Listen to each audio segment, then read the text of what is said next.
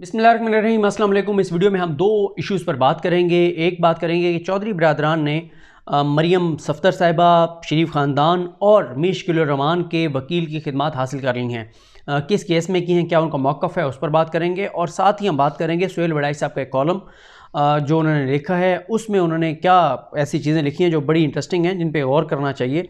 इन दो इश्यूज़ पर हम बात करेंगे। चौधरी परवेज़ इलाही और चौधरी शुजात साहब की तरफ से लाहौर हाई कोर्ट में एक दरख्वास्त दायर की गई है, और दरख्वास्त दायर करने के लिए जिस वकील की उन्होंने खिदमत हासिल की हैं वो हैं अमजद परवेज़ साहब।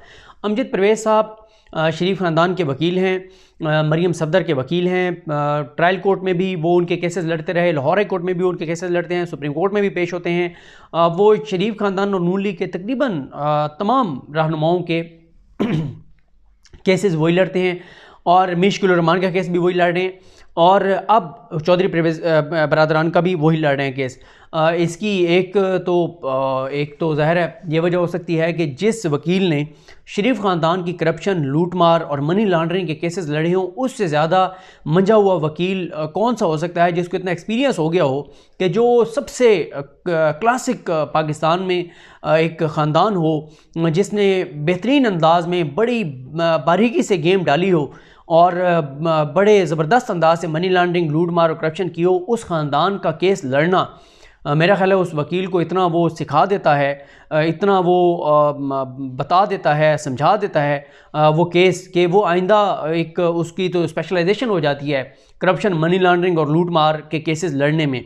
क्योंकि जिस अंदाज से शरीफ ख़ानदान ने करप्शन और लूट मार की, मेरा नहीं ख्याल पाकिस्तान में इससे पहले ऐसी कोई मिसाल मिलती है। दूसरा, इसका एक सिंबॉलिक भी इम्पोर्टेंस हो सकती है कि चौधरी बरादरान ने मैसेज दिया है कि ये हमारा नून लीग और शरीफ ख़ानदान की तरफ पहला कदम है कि अब हमने वकील भी वो किया है जो उनका वकील है। ये दोनों चीज़ें जो हैं वो हो सकती हैं। अब चौधरी बरादरान का केस ये है कि 20 साल पुराना एक केस है, वो दोबारा खोला जा रहा है और हमें सियासी इंतकाम का निशाना बनाया जा रहा है, पॉलिटिकल इंजीनियरिंग की जा रही है, और एक तासुर वो कह रहे हैं यही मिल रहा है। तो सारी बातें उन्होंने वही लिखी हैं जो नून लीग कर रही थी, और सिर्फ नाम चेंज हैं दरख्वास्त में, यानी पहले शरीफ ख़ानदान या नून लीग के लोगों के नाम होते थे, अब चौधरी बरादरान के नाम है, इसके अलावा कुछ नहीं है। देखिए, मैंने चौधरी बरादरान के हवाले से एक वीडियो पहले कर चुका हूँ, उसमें ये बात कह चुका हूँ कि इसमें कोई शक नहीं है कि चौधरी परवेज़ इलाही ने जब वज़ीर आला पंजाब थे डिलीवर किया, बहुत से अच्छे काम किए, लेकिन इसमें भी कोई शक नहीं है कि चौधरी बरादरान ने भी करप्शन, लूट मार की है, उनके ऊपर भी केसेस हैं, और ये भी जो उनके ऊपर केसेस हैं वो इख्तियारात का नाजायज़ इस्तेमाल और आमदन से ज़्यादा असासे, कुछ बैंकों के साथ मामलात, इस हवाले से पहले बहुत से केसेस उनके ऊपर और मुने सलाई के ऊपर मौजूद हैं। यही वजह है कि प्राइम मिनिस्टर इमरान खान ने कह दिया था कि वो मुने सलाई को किसी सूरत भी वजारत नहीं देंगे। और अब ये जो लॉजिक है कि जी ये 20 साल पुराना केस है, तो भाई नवाज शरीफ के ऊपर भी जो केस था वो 1990 से 1993 के केसेस थे, यानी जब उन्होंने करप्शन, लूट मार करके, मनी लॉन्ड्रिंग करके, और उस दौर में लंदन फ्लैट्स खरीदे थे। मीर के ऊपर भी जो केस चल रहा है वो 34 साल पुराना केस है। जरदारी साहब के ऊपर भी बहुत पुराने केसेस हैं। आप जिसके ऊपर भी केसेस देखें वो बहुत पुराने केसेस हैं, और वजह यही है कि इससे पहले एहतसाब इस तरह से हुआ ही नहीं है। परवेज़ मुशर्रफ साहब ने भी जब एहतसाब करने लगे तो उन्होंने एहतसाब की बजाय नवाज शरीफ को सऊदी अरब और बाकी कुछ मुस्लिम मालिक जो दोस्त मालिक थे उनके कहने पर बैरून मुल्क भिजवा दिया, और बाकी जो है वो उन्होंने नैब का इदारा बनाया, लेकिन उसके बाद जो जो उनके साथ आता गया उसको वो छोड़ते चले गए और कोई एहतसाब नहीं हुआ। एहतसाब तो हमें होता हुआ ही अब नज़र आया है पिछले को 2-3 सालों में। जब पनामा केस चला हमें एहतसाब होता हुआ नज़र आया, फेक अकाउंट्स केस चला हमें एहतसाब होता हुआ नज़र आया, अब एहतसाब होता हुआ नज़र आ रहा है। लेकिन ये ज़रूर है कि नैब के ऊपर सवालात हैं, ये बात बिल्कुल दुरुस्त है। नैब की क्रेडिबिलिटी वो नहीं रही जो होनी चाहिए थी एहतसाब के अदारे की। नैब को जो चंद केसेस हैं उसमें अपनी क्रेडिबिलिटी अब जाहिर करनी है। शहबाज शरीफ साहब के केसेस हों, चौधरी बरादरान के केसेस हों, इवन के अलीम खान के जो केसेस हों, सप्तान खान के जो केसेस हों, और साथ ही मरियम के केसेस और इस तरह के केसेस में मीर के केसेस, इनमें नैब को अब अपनी क्रेडिबिलिटी साबित करनी है। नैब को बताना है कि हाँ हम गैर जानिबदार हैं, चाहे वो हुकूमत में बैठे हुए लोग हैं, चाहे वो अपोजिशन में बैठे हुए लोग हैं। क्रेडिबिलिटी नैब की बिल्कुल उसके ऊपर सवालात हैं और ये नैब को साबित करना है। लेकिन चौधरी बरादरान की ये कोई लॉजिक नहीं है कि 20 साल पुराना मामला है, 20 साल में एहतसाब हुआ ही नहीं है। पहले आप देखें मुशर्रफ साहब, उन्होंने मसलियत और मुफाहमत कर ली। उसके बाद फिर पीपल्स पार्टी आ गई। पीपल्स पार्टी नून लीग वैसे उनका मुकमुका था। पीपल्स पार्टी के तो सबके साथ यही बात थी कि हम हुकूमत में होंगे तो आपके हवाले से कुछ नहीं होगा, जब आप हुकूमत में होंगे तो आपने गारंटी करना है कि हमें कुछ नहीं होगा। 2008 से 2013 तक आप बताएं किसका एहतसाब हुआ है? किसी का नहीं हुआ। 2013 से 2018 तक बताएं किसी का एहतसाब हुआ? बिल्कुल नहीं हुआ। ये तो जब पनामा आया, पनामा आने के बाद फिर सुप्रीम कोर्ट और उधर से फिर JIT बनी। JIT सुप्रीम कोर्ट ने बनाई, उसमें फ़ौज के नुमाइंदे शामिल थे। फिर जब एहतसाब अदालत में केसेस गए तो वो भी सुप्रीम कोर्ट ने पूरी उसके ऊपर नज़र रखी, चेक रखा, तो तब जाके हमें एहतसाब हो तो वो नज़र आया। और वो भी फिर जब इस्लामाबाद हाई कोर्ट में मामला गया तो फिर आपके सामने क्या हुआ।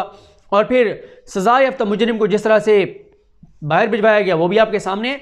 यानी वो जो एक एहतसाब का सिलसिला शुरू हुआ था जिसमें कौम का एक एतमाद बनने लगा था, वो भी उस तरह से बरकरार नहीं रह सका और आप सूरत हाल आपके सामने है।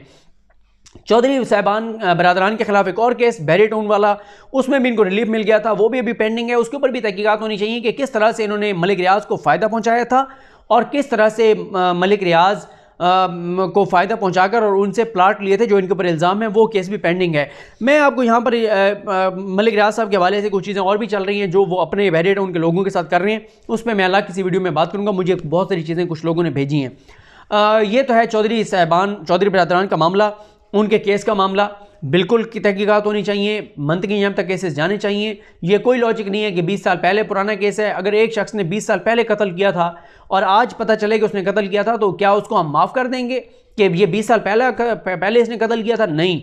आज जिन की चीज़ें सामने आ रही हैं बिल्कुल एहतसाब होना चाहिए, गैर जानिबदाराना होनी चाहिए और उसके लिए इमरान खान को जो भी सियासी कीमत अदा करनी पड़े मेरा ख्याल है कि उनको अदा करनी चाहिए, कोई हर्ज नहीं है। और लोग इस पर उनका साथ ही देंगे, उनके खिलाफ नहीं होंगे। और अब हम दूसरे टॉपिक पे बात करते हैं और इसके पॉलिटिकल एंगल के ऊपर फिर किसी वीडियो में बात करेंगे कि क्या इसके बाद चौधरी बरादरान जो हैं वो क्या कर सकते हैं। पॉलिटिकल एंगल पे फिर बात करेंगे। लेकिन अब मैं बात करता हूँ मोहतरमुल मकाम सुहेल वड़ाई साहब। सुहेल वड़ाई साहब का जो भी आप कॉलम उठा के देखेंगे वो कॉलम चीख कर बता रहा होता है कि वो क्या कहना चाह रहे हैं। वो भी डराते रहते हैं हर वक्त ही। उनका जो कॉलम होता है वो किसी न किसी तरह से खौफ पैदा कर रहा होता है हुकूमत के लिए। अब उन्होंने जो कॉलम लिखा है उस कॉलम का उन्वान है कि आई आफत कई तरह। इस कॉलम में बहुत चीज़ें हैं लेकिन मैं आपको बता देता हूँ जिन चीज़ों पे मैं बात करूँगा। वो ये कहते हैं कि कोरोना के दौरान बिला सोचे समझे जो पॉलिसियाँ बनाई जा रही हैं इनके असरात मुस्तकबिल को भी मखदूश कर रहे हैं। इनके असरात मुस्तकबिल को भी मखदूश कर रहे हैं। गरीबों की इमदाद के नाम पर 200 अरब की खतीर रकम बांटी जा रही है। इतनी बड़ी रकम मुल्क का तरक्याती बजट ख़त्म करके इस मद में लाई गई है। अच्छा, पहली बात यह है कि उनको ज़ाहिर है मैं तो यही कहूँगा कि तकलीफ़ हो रही है कि गरीबों को 200 अरब क्यों दिए जा रहे हैं, कि ये जो 12,000 हर ख़ानदान को दिया जा रहा है उसके ऊपर इनको एतराज़ है कि नहीं देना चाहिए था। उसके ऊपर ये सवाल उठा रहे हैं। यानी एक तरफ तो जंग जियो और आप लोग चीख कर कह रहे हैं कि सख्त लॉकडाउन करो, दूसरी तरफ आप कह रहे हैं कि गरीबों को 12,000 आप क्यों दे रहे हैं, नहीं देना चाहिए। आप उस पर सवाल उठा रहे हैं। आपको तो कोई मसला नहीं है, पूछें उस गरीब से जिसको ये 12,000 मिल रहा है, जो अपने बच्चों का दूध इससे लेगा, जो अपने घर में आटा लेकर आएगा, जो दालें लेकर आएगा, जो खाना खाएगा, उससे जाके इस 12,000 की इंपॉर्टेंस पूछें। आपके लिए कोई मसला नहीं। आपके तो बड़े तल्लुकात हैं, आपकी तो तनख्वाहें भी माशाल्लाह बड़ी ज़बरदस्त हैं और आपकी वैसे भी दोस्ती हैं बड़े बड़े लोगों से। आपको तो मसला ही नहीं है खाने पीने का, इन चीज़ों का। पता नहीं आपने कितने पैसे कमाए होंगे, चलो हलाल कमाए होंगे लेकिन बहुत आपने करोड़ों रुपए कमाए होंगे, आपको इसलिए कोई मसला नहीं है। अच्छा, फिर वो ये कहते हैं कि इसकी बड़ी रकम मुल्क का तरक्याती बजट ख़त्म करके इस माद में लाई गई है। इसका मतलब ये है कि इस साल ना सड़कें बनेंगी, ना पानी के मंसूबे मुकम्मल होंगे, ना ज़राअत की स्कीमों पर पैसे खर्च होंगे, हत्ता के जंगलात के फ़रोग और माही परवरी के मंसूबों के लिए भी बजट कम कर दिया गया है। अच्छा, वो ये कहते हैं कि इस साल सड़कें नहीं बनेंगी। अच्छा, और पता नहीं इन्होंने कहाँ से ये अंदाज़ा लगाया है कि ये सड़कों का पैसा इधर लगाया जा रहा है। और अगर सड़कों का पैसा भी इधर लगाया जा रहा है तो बिल्कुल दुरुस्त है। पहले गरीबों को खाने के पैसे देने चाहिए। गरीब मर जाएगा तो सड़कें बना के आप क्या करेंगे? अगर ये हुआ भी है तो बिल्कुल ठीक हुआ है कि गरीबों के ऊपर ये पैसा खर्च हो रहा है सड़कों की बजाय, क्योंकि इस वक्त लोगों को ज़िंदगी और मौत का मसला है। भूख से ना लोग मर जाएं, वो ज़्यादा इंपॉर्टेंट है। ये इंपॉर्टेंट नहीं है कि सड़कें बननी चाहिए। उसके बाद वो कहते हैं कि पानी के मंसूबे मुकम्मल नहीं होंगे। सुहेल वड़ाई साहब ने कितना कॉलम लिखे हैं। वो साफ पानी मंसूबा जो शहबाज शरीफ का था, जो शहबाज शरीफ ने खुद माना था, पता नहीं 4 अरब था कितना था जो खर्च हुआ और एक बूंद भी पानी की, साफ पानी की नहीं मिल सकी। शहबाज शरीफ का एतराफ़ मौजूद है। तो ये कह रहे हैं कि अब देखें ना खौफ कैसे फैला रहे हैं कि ना पानी के मंसूबे मुकम्मल होंगे, आगे चल के मैं बताता हूँ उन्होंने क्या खौफनाक बात लिखी है, ना सड़कें बनेंगी। और फिर वो कहते हैं कि ज़राअत के ऊपर पैसा खर्च नहीं होगा। हुजूर ज़राअत सूबाई सब्जेक्ट है और ये वफाक पैसे दे रहे हैं, सूबे नहीं दे रहे। ज़राअत सूबाई सब्जेक्ट है, ज़राअत के ऊपर पैसा सूबों ने खर्च करना होता है। दूसरी बात यह है कि वफाक ने 280 अरब रुपए रखे हैं कि 280 अरब की गंदम खरीदी जाएगी किसानों से, और ये डबल है वो जो पैसा है खर्च किया जा रहा है, जो इससे पहले खर्च किया जाता था उससे डबल पैसे खर्च किए जा रहे हैं। तो इससे किसान को फ़ायदा होगा ज़राअत के ऊपर। तो ये हुकूमत इसी 1200 अरब के पैकेज में डबल रकम रखी गई, 280 अरब रखे गए हैं किसान से गंदम खरीदारी के। फिर वो कहते हैं कि ये जो जंगलात के फ़रोग का मंसूबा है इसके ऊपर भी बजट कम कर दिया जाएगा। तो हुजूर इमरान खान ने जो 10 अरब दरख्त लगाने की तरफ जा रहे हैं, इंटरनेशनल इदारे उसकी तारीफ़ कर रहे हैं और उसको कह रहे हैं कि ये ज़बरदस्त मंसूबा है और इसके ज़रिए लाखों लोगों को रोज़गार मिल रहा है। कभी आप इसकी तफसील पढ़ लें, लेकिन आपकी आंखों पे क्योंकि पट्टी बंदी हुई है शरीफ ख़ानदान की मोहब्बत की और उनको फ़ायदा पहुँचाने की, तो शायद आप नहीं पढ़ रहे। आप की ऐनक जो है वो कोई कुछ और देखना चाहती है और ये आपकी ख्वाहिशात हैं। मैं एंड में बताऊँगा कि आपकी सबसे बड़ी ख्वाहिश क्या है। उसके बाद आप कहते हैं कि पंजाब की 3 बड़ी फसलों गंदम, चावल और गन्ने के काश्तकारों का हाल पहले ही बहुत बुरा था। बजट पर कट लगने से उनकी हालत मखदूश से मखदूश तैयार हो जाएगी। दोबारा ये कहूँगा कि हुकूमत तो ज़्यादा ज़राअत के ऊपर खर्च करने जा रही है और अब चाइना भी आ रहा है पाकिस्तान की ज़राअत के हवाले से पाकिस्तान को कुछ सपोर्ट करने, और गंदम तो पाकिस्तान ज़्यादा ख़रीद रहा है, वो मैं आपको पहले बता चुका हूँ और ये भी बता चुका हूँ कि ये सूबाई सब्जेक्ट है। अच्छा ये देखें, अब इनके देखें ना कि अंदर की इनकी ख्वाहिश देखें। पीने के पानी के मंसूबे रुकने से मौसम गर्मा में इंसान और जानवर प्यास बुझाने के भी काबिल नहीं रहेंगे। यानी कितनी दिल अंदर की देखें ना, अंदर का वो जो वो है बज़ाहिर बुग़्ज़, नफ़रत और इस हुकूमत को नाकाम करने की जो ख्वाहिश है, जो दिल से दुआ निकल रही है, वो देखें कि पीने के पानी के मंसूबे रुकने से मौसम गर्मा में इंसान और जानवर प्यास बुझाने के भी काबिल नहीं रहेंगे। पहली बात यह है कि पानी के मंसूबे भी सूबाई हैं, वफाकी नहीं है। दूसरा इनकी ख्वाहिश देखें कि पीने के पानी के मंसूबे रुकने से मौसम गर्मा में इंसान और जानवर प्यास बुझाने के भी काबिल नहीं रहेंगे। और भाई ज़्यादा मसला तो सिंध में बना हुआ है। आपके जो आपके दोस्त हैं पीपल्स पार्टी वाले, उनका मसला है ज़्यादा, उधर मसला बना हुआ है। वहाँ टैंकर माफिया है, पानी की शदीद किल्लत है। और जंगलात वाली आपने बात लिखी है, काश कि आप कॉलम लिख के बताते। सुप्रीम कोर्ट में जो रिपोर्ट पेश हुई थी कि किस तरह से सिंध हुकूमत ने जंगलात के ऊपर कब्जे करवाए, तबाह बर्बाद करके रख दिया जंगलात को, लेकिन उसके ऊपर आपने कॉलम नहीं लिखा। फिर वो कहते हैं मुईशत और कोरोना बहरानों से निकल भी गई। मुईशत जो है वो कोरोना बहरानों से निकल भी गई तो ज़राई और देही मसाइल का बहरान सर उठाए हमारे सामने खड़े होंगे। ये एक और उनकी ख्वाहिश है। कहते हैं कि आज तक समझ नहीं आ सका कि हम लॉकडाउन करना भी चाहते हैं या उसे खोलना चाहते हैं। तो हुजूर आप खुद पीछे लिख रहे हैं कि ये 200 अरब गरीबों को नहीं देना चाहिए था, यानी आप यही कहना चाह रहे थे ना कि गलत किया है 200 अरब दे के। दूसरी तरफ आप लॉकडाउन कहते हैं कि लॉकडाउन भी होना चाहिए और गरीबों को पैसे भी ना दें। तो ये इनका खुला तजाद बकौल इनके अपने जो इनका लफ्ज़ होता है। कहते हैं हमारी मुआशी हालत पहले ही बहुत ख़राब थी, टैक्स बढ़ाए जा रहे थे, तासुर दिया गया था कि मुआशी बहरान है, मगर अब काबीना को एतमाद में लिए और डाटा शेयर किए बगैर 200 अरब रुपए तकसीम कर दिए गए हैं। यूँ लगता है कि कोरोना के आते ही हम अचानक अमीर हो गए हैं। फिर वो सवाल उठा रहे हैं कि 200 अरब खर्च नहीं करना चाहिए था। वो कहते हैं कि एक ज़माने में तो बेनज़ीर इनकम सपोर्ट प्रोग्राम के 40 अरब रुपये पर चें बचें हुआ जाता था। अब 200 अरब रुपये बांटे जाने पर किसी माथे पर शिकन क्यों नहीं पड़ी? ख़जाना खाली हो गया तो दिफा, ज़राअत, ज़राए रसल और रसाइल कैसे चलेंगे? यानी ये भी कह रहे हैं कि ये जो 200 अरब रुपये उधर भेजा जा रहा है, गरीबों पे खर्च किया जा रहा है, इससे ज़राअत भी नहीं चलेगी, खुदा न खास्ता हमारा दिफा भी नाकाम हो जाएगा, जो आम मीडिया के साथ हमारा वो कशीदगी रहती है, ज़राअत भी हमारी तबाह हो जाएगी। और बहुत खौफनाक तस्वीर जो है ना जनाब पेश कर रहे हैं। एंड में फिर लिखते हैं मुआशी, समाजी और ज़रई के साथ साथ बजट के बाद सियासी आफत भी आ सकती है। वही ख्वाहिश कि बजट के बाद हुकूमत को घर भेज दिया जाएगा, अगस्त में हुकूमत चली जाएगी। मुल्क के सियासी हालात काफ़ी अरसे से जमूद का शिकार हैं।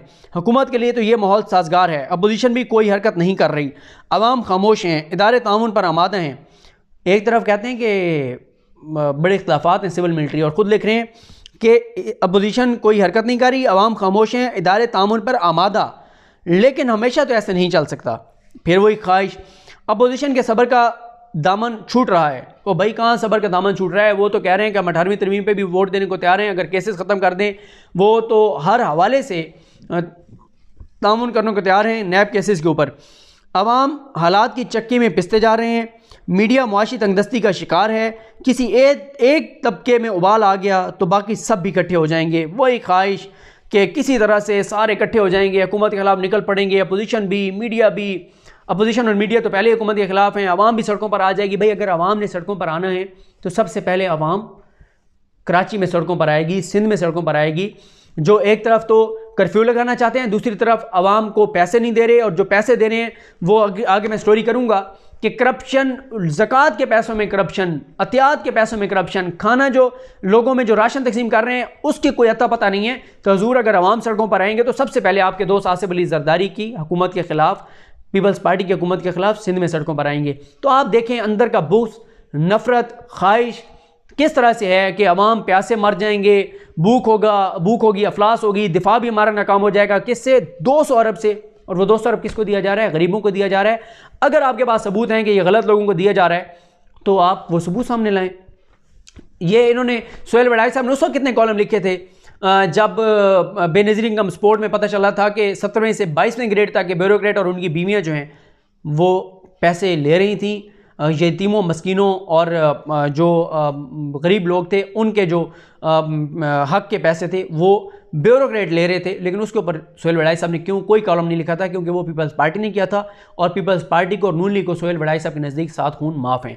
ये इनके अंदर का बुग़्ज़ और नफरत था जो मैं आपको दिखाना चाहता था। मुझे अपनी दुआ में याद रखें। अल करीम हम सब का हामी नासरो। अल्लाह हाफ़िज़।